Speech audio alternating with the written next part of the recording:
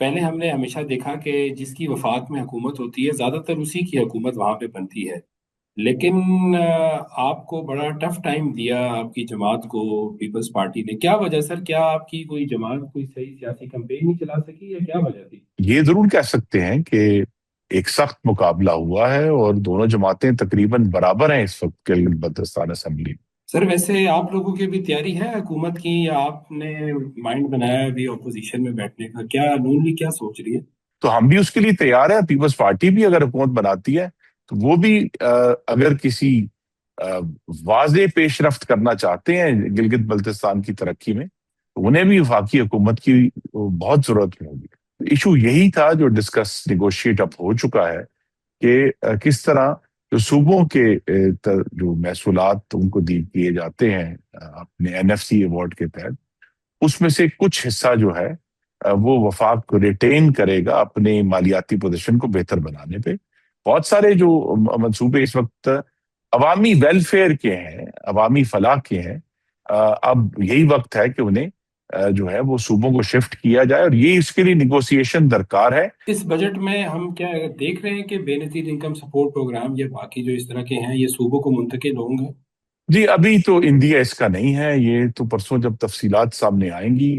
میرے خیال میں تو وہاں ان جو تفصیلات تک معاملہ نہیں گیا، ایک لارجر ایشو جو ہے وہ ڈسکس ہوا ہے۔ خصوصاً جو تنخواہ دار طبقہ ہے جو کافی زیادہ ٹیکس پے کرتا ہے، یا جو شاپ کیپرز ہیں، ریٹیلرز ہیں جو ٹیکس کافی کم ادا کرتے ہیں، کیا ان پر ٹیکس بڑھے گا؟ ان کے اوپر ٹیکس کم ہوگا؟ کیا ہونے لگا بجٹ میں؟ کچھ اس حوالے سے سر انسائٹ دے دیں۔ تو اے جے کے میں ہمارے پاس موقع ہے کہ ہم جو اگر گلگت بلتستان میں کچھ تاخیر ہوئی کیمپیننگ میں اس کو دور کر کے تو ایک بھرپور کیمپین چلائیں۔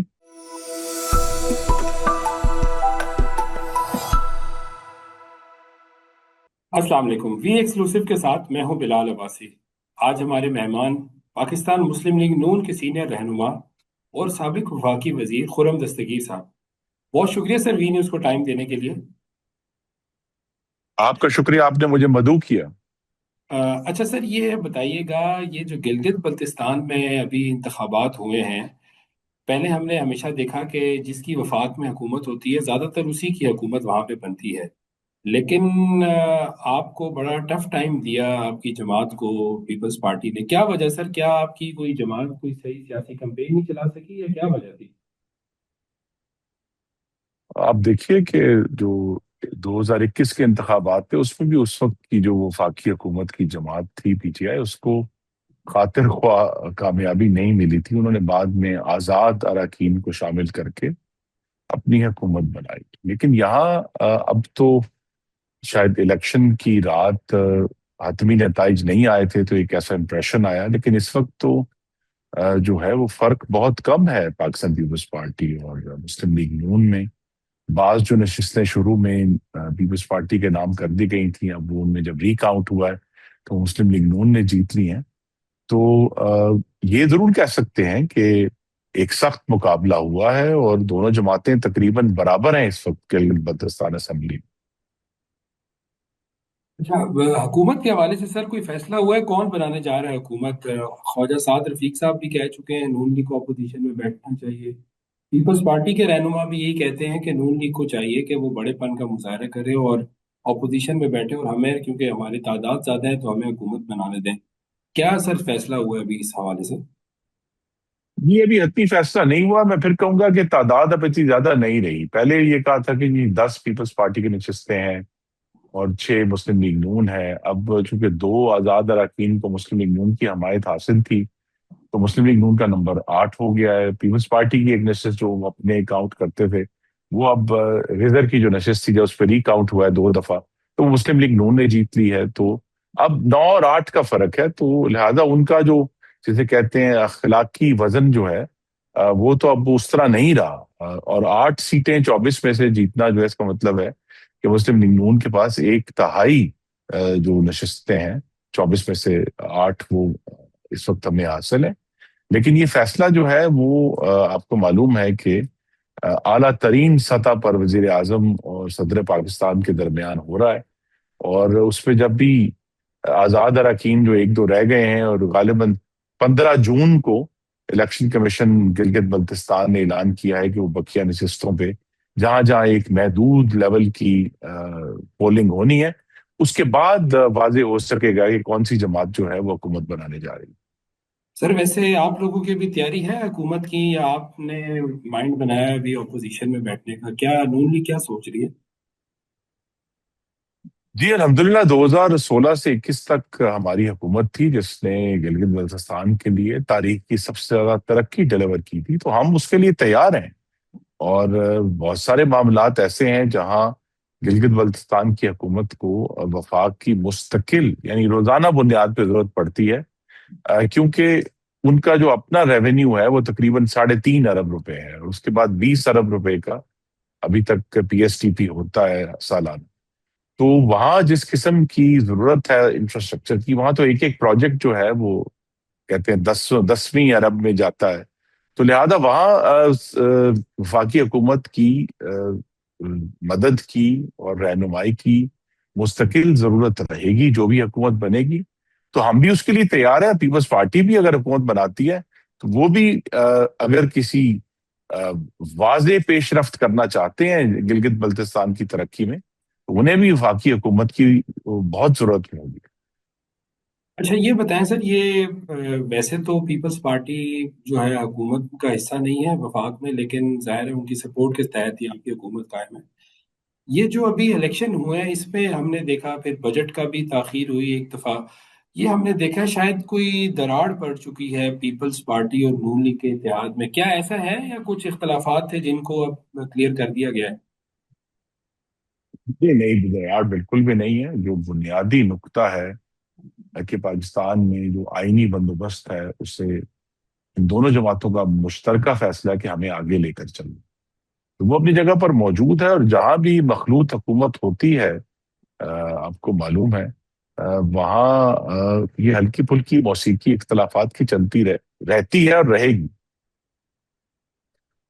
اچھا یہ سر جو بجٹ میں تاخیر ہوئی اور پھر جو ہے کچھ تجاویز بلاول اور زرداری صاحب کی تھی جس پر اعتراضات تھے نون لیگ کو، تو آئی ایم ایف کو بھی ظاہر ہے ان پر کچھ اعتراضات تھے، آئی ایم ایف کے مطالبات تھے جو رکھے تھے وزیر اعظم نے ان کے سامنے، کیا سر وہ سب مان لیے جی ہیں آئی یا؟ ایم ایف، دیکھیے آئی ایم ایف جو ہیں وہ جسے کہتے ہیں کہ براہ راست مطالبات نہیں کرتا، ان کا ایک ہی مطالبہ ہوتا ہے کہ حکومت پاکستان اپنی دانش سے ان کو یہ بتائے کہ وہ آئی ایم ایف کے کا جو قرضہ ہے وہ ادا کرنے کی بہتر قابلیت یا جو مہارت ہے وہ کیسے حاصل کر سکتے ہیں۔ یہ بات واضح ہے کہ جب وفاق کے اوپر جو بوجھ ہے تمام بیرونی قرضوں کا، وفاق کے اوپر بوجھ ہے مکمل طور پہ پاکستان کے دفاع کا، جس کی ضروریات جو ہیں وہ ہندوستان کے ساتھ ہمارے تناؤ کے بعد اور جو خطے میں تبدیلیاں آئیں اس کے بعد بڑھ گئی ہیں ہماری دفاعی ضروریات، وہ بھی تمام کے تمام جو ہے وفاق کے اوپر ہے۔ ایشو یہی تھا جو ڈسکس نیگوشیٹ اب ہو چکا ہے کہ کس طرح جو صوبوں کے جو محصولات ان کو دیے جاتے ہیں اپنے این ایف سی ایوارڈ کے تحت، اس میں سے کچھ حصہ جو ہے وہ وفاق کو ریٹین کرے گا اپنے مالیاتی پوزیشن کو بہتر بنانے پہ۔ تو اس پہ ظاہر ہے کچھ نیگوشیشن ہوئی ہے، لیکن اب ہم بہت قریب ہیں ایک انڈرسٹینڈنگ کے، اور اسی لیے یہ اعلان کر دیا گیا ہے کہ پرسوں یعنی 12 تاریخ کو بجٹ پیش ہو جائے گا انشاءاللہ۔ سر جو بات تھی پیپلز پارٹی کی کہ وہ نہیں چاہتے تھے کہ این ایف سی ایوارڈ میں کمی ہو، وہ مانی گئی ہے یا آپ نے ان کو منوا لیا ہے کہ جی کم ہونے چاہیے؟ جی دیکھیے، دو معاملات ہیں ان پہ اکثر جو ہے کنفیوژن رہتا ہے۔ پہلی بات یہ ہے کہ آئین میں این ایف سی ایوارڈ کے بارے میں صرف ایک ہی شک ہے کہ اب صوبوں کے لیے جو پرسنٹیج رکھی گئی ہے وہ کم نہیں ہوگی، اور مسلم لیگ نون بھی اس سے متفق ہے کہ کم نہیں ہوگی۔ صرف ایشو یہ ہے کہ بہت سارے ایسے وفاقی پروجیکٹس جو ہیں وہ اب وقت آ گیا ہے کہ صوبوں کے حوالے کر دی جائے۔ سب سے بڑی مثال میں بے نظیر انکم سپورٹ پروگرام کی دوں گا، جو 2025-26 جو سال ابھی ختم ہو رہا ہے، 712 ارب روپے تھے، جو کہ ایک بہت بڑی رقم ہے، یعنی ہمارے پی ایس ڈی پی کا تقریباً 70 سے 65% حصہ ہے۔ تو لہٰذا اب اس میں جتنا جتنا حصہ صوبوں کا بنتا ہے، صوبوں کو اس کی ذمہ داری اٹھانی ہے، تو دیکھیے نا، اگر انکم سپورٹ پروگرام صوبوں کے پاس جاتا ہے تو وفاق کے پاس ون گو میں ₹712 کا اسپیس کریٹ ہوگا. اسی طرح بہت سارے جو منصوبے اس وقت عوامی ویلفیئر کے ہیں، عوامی فلاح کے ہیں، اب یہی وقت ہے کہ انہیں جو ہے وہ صوبوں کو شفٹ کیا جائے، اور یہ اس کے لیے نیگوسیشن درکار ہے. لیکن اس میں کوئی آئین میں تبدیلی کی ضرورت نہیں ہے، اس میں کوئی جو ہے وہ NFC کے اندر کوئی تبدیلی کرنے کی ضرورت نہیں ہے. صرف جو چیزیں وفاق نے ایک وقت میں اٹھائی تھی، مثلا جیسے 2008 میں انکم سپورٹ پروگرام شروع کیا تھا، اب 18 سال ہو گئے ہیں.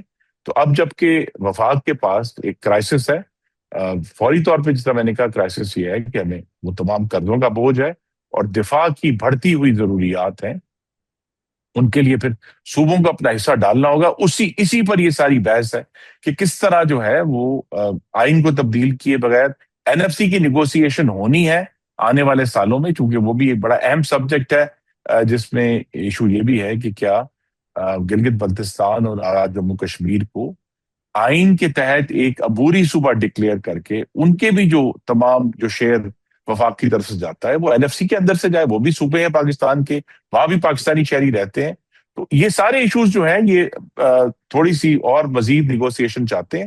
لیکن ابھی فوری طور پہ میرے خیال میں کچھ انڈرسٹینڈنگ ہو گئی ہے کہ وفاق کچھ صوبوں کے جو محصولات ہیں ان کو ریٹین کرے گا اپنی مالیاتی پوزیشن کو بہتر بنانے کے لیے، اور انشاءاللہ یہ بجٹ پاس ہو جائے گا.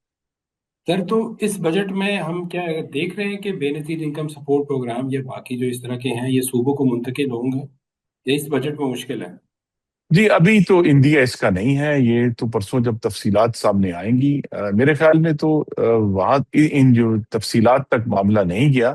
ایک لارجر ایشو جو ہے وہ ڈسکس ہوا ہے، جس کے اوپر پھر انڈرسٹینڈنگ وزیر اعظم خود ایوان صدر تشریف لے گئے تھے. تو یہی کوشش ہے کہ اس کو سارے معاملے کو ایک بہتر نیگوسیشن کے ذریعے اور ایک احسن ماحول میں اس کو حل کر لیا جائے.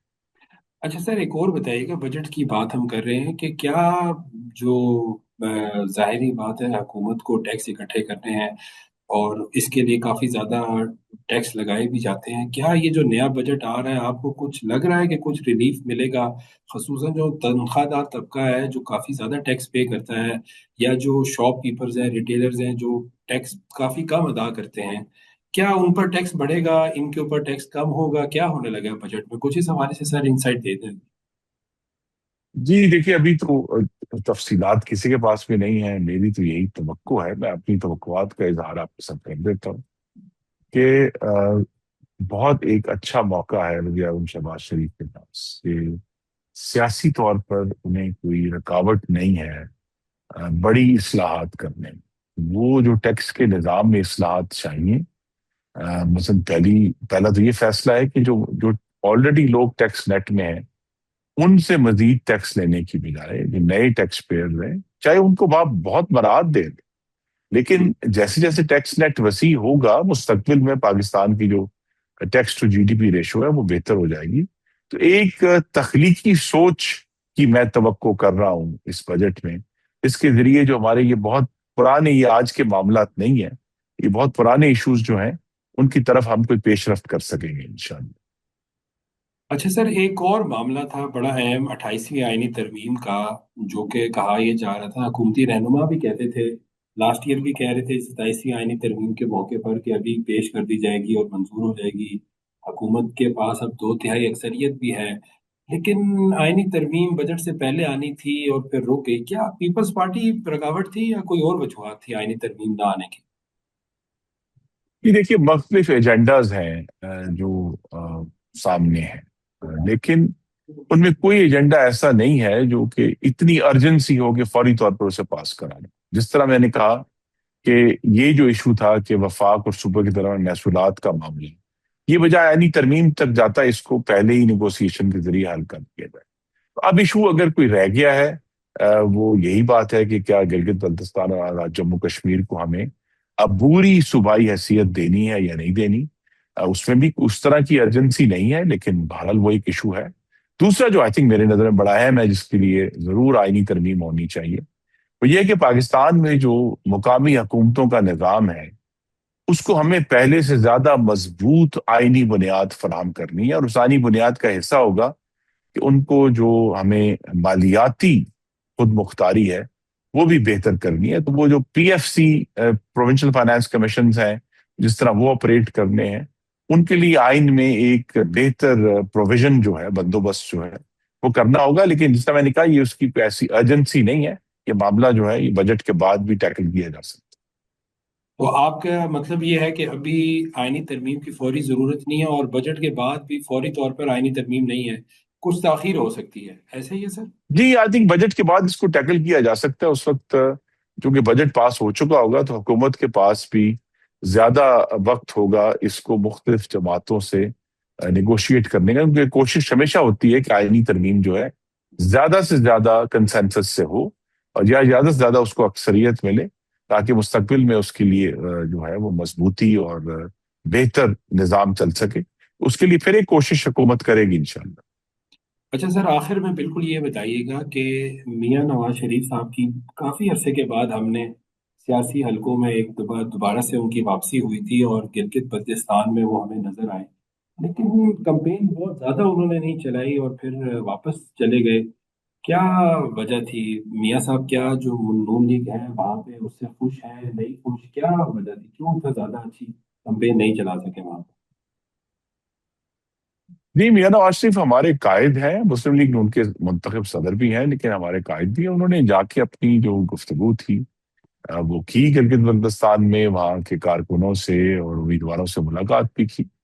لیکن یہ ضرور ایک خلا ہے کہ ہمیں جو ہے مسلم لیگ نون کو گلگت بلتستان یا بھی آنے والا جو آزاد جموں کشمیر کا الیکشن ہے اس کو پوری سنجیدگی سے بہت وقت سے پہلے ٹیکل کرنا ہوگا. آئندہ کے آنے والے جو معاملات ہیں, تو اے جے کے میں ہمارے پاس موقع ہے کہ ہم جو اگر گلگت بلتستان میں کچھ تاخیر ہوئی کیمپیننگ میں, اس کو دور کر کے تو ایک بھرپور کیمپین چلائیں. اور آزاد جموں کشمیر کے ہمارے بھائی اور بہنیں جو ہیں, جو کہ بڑے نازک صورتحال ہے وہاں, ان تک اپنا پیغام بھی پہنچائیں, جو ترقی کا پیغام ہے, پاکستان کی مضبوطی کا پیغام ہے, اور پاکستان کو آگے لے کر جانے کا پیغام. تو سر یہ آپ نے خود ہی بتایا، جیسے اب آزاد کشمیر کے الیکشن بھی ہے، قریب ہیں، کیا نواز شریف صاحب ان میں بھی سرگرم ہوں گے، یا دوبارہ عمومی طور پر وہ سیاست میں سرگرم ہوں گے، یا جس طرح پچھلے 2-3 سال انہوں نے گزارے ہیں بالکل سائڈ لائن ہو کے اسی طرح گزارے ہیں؟ نہیں, میری توقع ہے کہ ان کی جو مشاورت ہے اور ان کی جو قیادت ہے ہمیں حاصل ہوگی. کیمپین تو جو پارٹی کے کارکن ہیں میرے جیسے اور بہت سارے لیڈرز ہیں, وہ جا کے انشاءاللہ بھرپور کیمپین کریں گے آزاد جموں کشمیر میں. اور میاں صاحب کا فیصلہ بھی ہونا باقی ہے کہ وہ کتنی زیادہ اور کتنا وقت دیں گے اس کیمپین میں. بہت شکریہ سر وی نیوز کو ٹائم دینے کے لیے.